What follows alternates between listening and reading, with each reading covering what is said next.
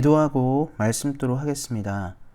하나님, 오늘도 주의 말씀으로 하루를 시작합니다. 말씀이 주는 평안과 위로가 우리 사랑하는 모든 성도님들의 삶에 넘쳐나게 하시고 말씀의 능력으로 이 어지럽고 혼탁한 시대를 잘 살아나갈 수 있도록 함께 하시기를 기도합니다.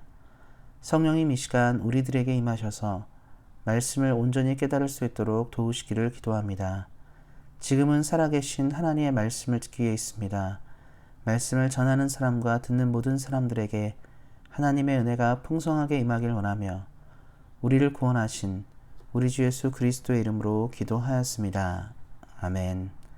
함께 읽을 하나님의 말씀은 구약성경 1303페이지 하박국 2장 14절 말씀입니다. 구약성경 1303페이지 하박국 2장 14절 말씀입니다.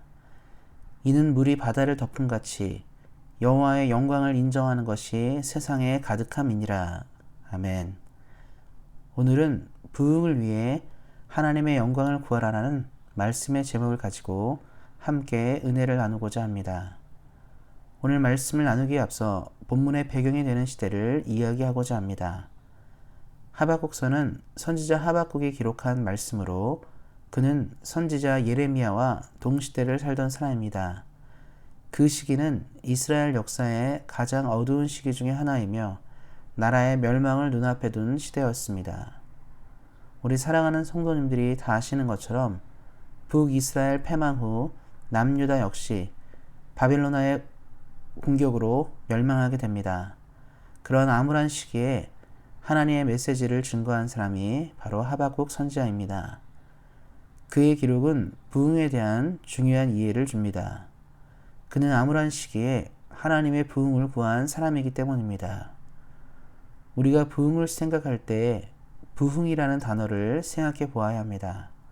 부흥은 다시 흥하다라는 의미로 대개 새롭게 일어나고 흥하게 되는 현상을 말하게 됩니다. 그렇다면 무엇이 일어나고 흥하게 되는 것일까요?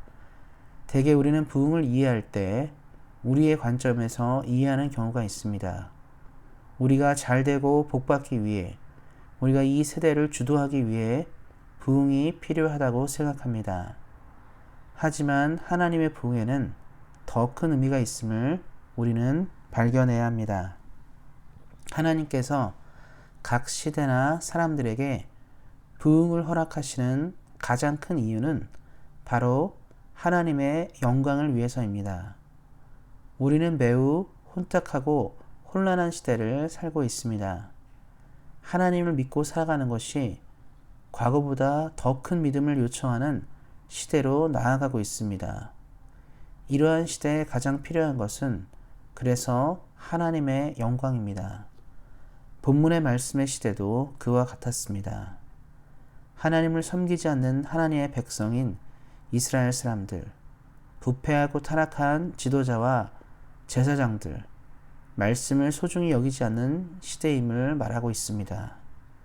그런데도 사람들은 오직 평안과 번영을 추구하고 바랬습니다.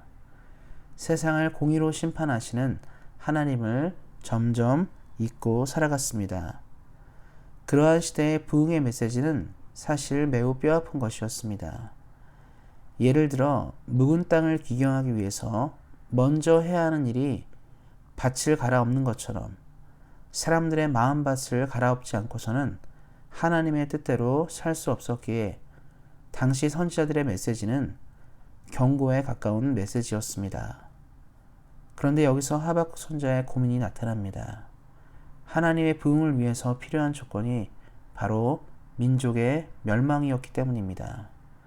하박국서의 전체적인 내용은 하나님을 향한 선지자의 질문과 하나님의 대답으로 구성되어 있습니다. 하박국은 처음에는 부흥을 위해서 이스라엘 민족이 고통을 당해야 함을 전혀 이해할 수 없었습니다. 사랑하는 성도 여러분, 잘되기 위해서 망해야 한다고 할 때 그것을 쉽게 받아들일 수 있는 인생이 어디에 있겠습니까? 그럼에도 그 메시지를 내는 이 선지자의 마음은 얼마나 고통스러운지를 생각해 보셔야 합니다.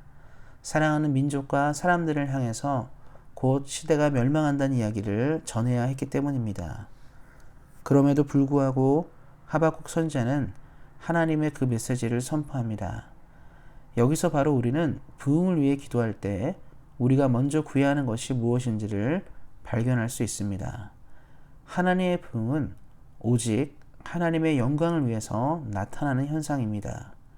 하나님의 부흥은 우리의 어떠한 만족과 어떠한 행복과 기준을 위해서가 아닌 오직 하나님의 선하시고 온전하신 뜻이 나타날 때 그 의미를 가지며 그 결과가 지속됩니다.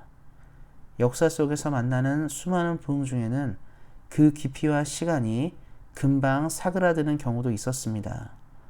부흥의 주체가 사람에게 의미를 두고 연결될 때 주로 발생하는 현상입니다. 초대교회는 오순절 성령 강림으로 탄생하였습니다. 이는 하나님의 영광을 드러내는 부흥이었기에 지금도 교회는 존재하고 주님이 오실 때까지 존재할 것입니다. 종교개혁 이후에 개신교는 탄생하였습니다. 이 역시 하나님이 주도하시는 부흥으로 있었기 때문에 가톨릭의 숱한 박해에도 불구하고 개신교는 당당하게 지금까지 존재하고 있습니다. 그러나 부흥을 개인적인 체험이나 능력으로 이해하는 많은 사람들이 일시적인 현상으로 누리다가 사그라드는 경우도 상당히 많다는 것을 볼 수 있습니다. 그래서 사람들이 은혜를 받고 신앙생활을 하지만 그것이 사그라들어서 교회를 다니지 않는 경우도 굉장히 많이 봤고요. 또 교회를 다니지만 뜨겁지 않은 신앙을 가진 사람도 많이 있는 경우들이 있습니다. 왜냐하면 하나님의 영광을 따르거나 구하지 않는 부흥, 개인적인 상황과 개인적인 모습에 의존하는 부흥들은 그 길이와 깊이가 영향력이 매우 작다는 것을 볼 수 있습니다. 우리 사랑하는 모든 성도님들이 날마다 삶 가운데서 이렇게 기도하시기를 격려드립니다.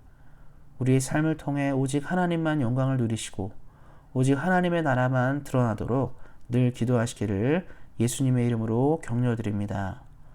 우리 자신보다 하나님의 영광을 따르며 기도할 때 말씀에 나오는 하나님의 영광이 우리를 통해 더욱 굳건히 하게 서는 역사가 있게 될 것입니다. 이를 기억하시고 하나님의 영광이 드러나는 우리 사랑하는 성도님들 되시기를 예수님의 이름으로 축원드립니다. 기도하겠습니다. 하나님, 주신 말씀처럼 우리가 아닌 하나님의 영광을 드러내는 온수한 교회가 되게 하시고 우리 교회에 하나님의 부흥을 부어주시기를 기도합니다. 날마다 하나님의 영광을 따라 사는 우리 교회가 되기를 소망하며 우리를 불러주시고 구원하신 우리 주 예수 그리스도의 이름으로 기도하였습니다. 아멘.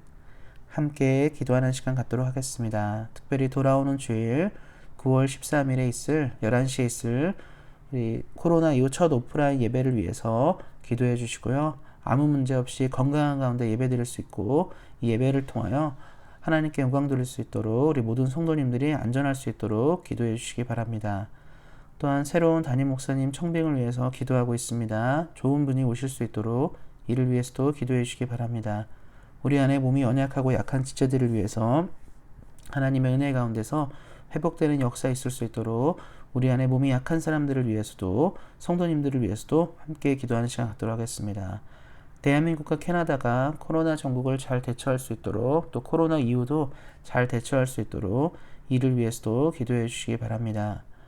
오늘 말씀처럼 하나님의 영광을 구하는 기도로 우리 교회와 우리 모든 성도님들이 부흥을 누리시기를 예수님의 이름으로 다시 한번 격려드립니다. 오늘도 말씀 안에서 은혜 안에서 승리하세요. 주의 사랑으로 사랑합니다.